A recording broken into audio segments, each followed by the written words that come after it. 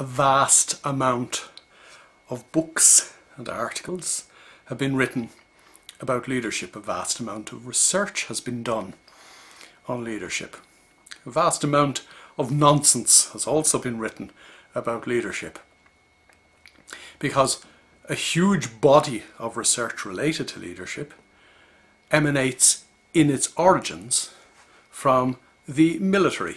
Now, if you're managing an amateur football team or a schoolboy football team, if you are the chairman of the local golf club or tennis club, if you are the plant manager or the regional sales manager, you're not working in a military operation. Sometimes I know you'd love to have a gun in your hand, but that kind of thing, first of all, it's illegal. Secondly, it is immoral. And thirdly, of course, you won't get away with it. We'd love at times to whip people into shape, but that is not indeed, again, what leadership is all about.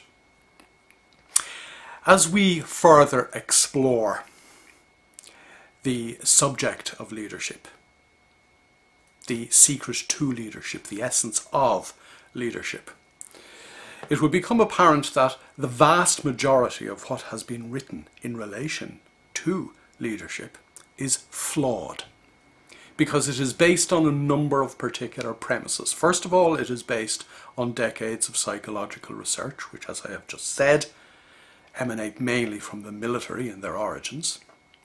Secondly, it relates to the analysis of personality type, which we will explore in a later video. And thirdly, it assumes that one can learn from other leaders. And that's the point I want to explore in this particular video. Obviously, we are all learning all the time. The day you think you don't need to learn anymore is the day you should top yourself and get out of everyone else's way, because we're all constantly learning. A lot of my clients like to draw gems of wisdom from other leaders, whether they be business leaders, sports leaders, adventurers, or explorers to the South Pole. They like to draw on nuggets of wisdom that these leaders have actually left after them as their legacy. There is, however, a body of opinion that suggests that you can actually copy leaders. And in this regard, I would like to quote Walter Isaacson. Walter Isaacson is the guy who wrote Steve Jobs' official biography.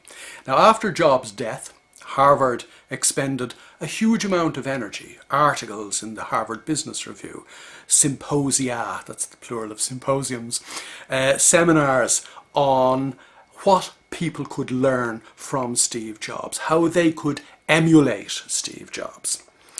Isaacson, at the end of all of this, was asked to address a gathering at Harvard, where he made the point that, having got to know Jobs really well, the answer to the question was that you simply could not emulate Steve Jobs, nor indeed would you want to, because whilst Jobs had extraordinary qualities in terms of focus and in terms of knowing what he wanted from a business point of view, I think it would be fair to say that he wasn't the most amicable of individuals. The point Isaacson made is that we cannot copy leaders. There is a whole body of research in the field of psychology known as behavioural modelling, whereby if you want to, for example, be a success in golf, you might imagine that you're swinging like Tiger Woods or laterally Rory McIlroy. If you want to be a star in tennis, you might visualise yourself serving like Jimmy Connors or John McEnroe. Now I'm deliberately showing my age on that one. At least I didn't mention René Lacoste. There is a whole body of research in sport with this tag on it, behavioural modelling, whereby I model my behaviour on somebody else and consequently add an extra edge to my own behaviour. That does not work in leadership.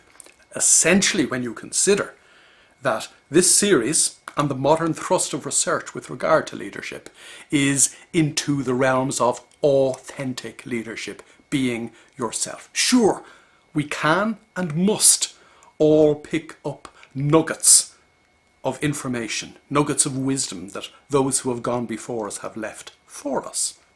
But we can't copy anybody. We need to be our own person when it comes to leadership, whether that is on the football pitch, on the golf course, on the tennis court, or in the boardroom. Leadership, as we said in the first video, comes in many shapes and sizes, but ultimately, one's ability to be a real leader depends on one's ability to be a real person.